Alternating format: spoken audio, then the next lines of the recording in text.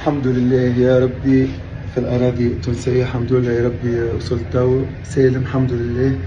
تم تسليمي البارح من قبل السلطات الليبية إلى السفارة والقنصلية التونسية. الحمد لله تو وسطكم. سامحوني عائلتي حيرتكم، سامحوني صحابي وحبابي انتم اللي تتبعوا فيا، حيرتكم معايا وتعبتكم معايا. وبكيت باش نهبط الفيديو هذا بدواعي أمنية، ما نجم نهبط حتى شيء. البارح تسلمت هاتفي والباسبور. ما نعرفش كيف باش نرجع لكم اللي عملتوه معايا من بارتاج ومساجات، والناس الكل تحركت. دولتنا التونسيه اللي ما تخليش ولادها زاده مشكوره، وزاره، رئاسه الحكومه، الناس الكل، سفير، قنصل، الناس الكل كلمتني. الشعب الليبي زاده اللي ما ننساش اللي عملوه معانا. حاجه واحده نقولها، ان شاء الله يا ربي يوحد ليبيا وترجع بلد واحد، خاطر ما تستحقش ليبيا الحروب هذه الكل. ان شاء الله يا ربي ليبيا ترجع موحده.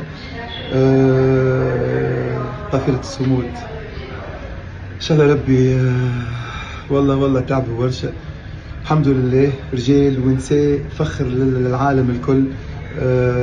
ما خلوا ما عملوا زاده، واخر لحظه ما حبوش يروحوا كان ما احنا يسيبونا. ويا ربي لك الحمد، يعطيكم الصحه، راكم فخر العرب الكل. أنا توا يا ربي بيناتكم وسطكم. خرجنا من تونس بدعوة الميمة، هزينا معنا درابو وهزينا رسالة. وصلنا لشطر الثنية ما كملناش صحيح، أما رسالتنا تعدد الحدود، كسرت الحصار ودخلت لإخواتنا في غزة، وصلت لقلوبهم، وصلنا للعالم الكل شكون احنا. الحمد لله وكهو توا وسط عائلتي وسطكم. يا ربي لك الحمد والشكر. امبارح عيد ميلادي. السلام عليكم.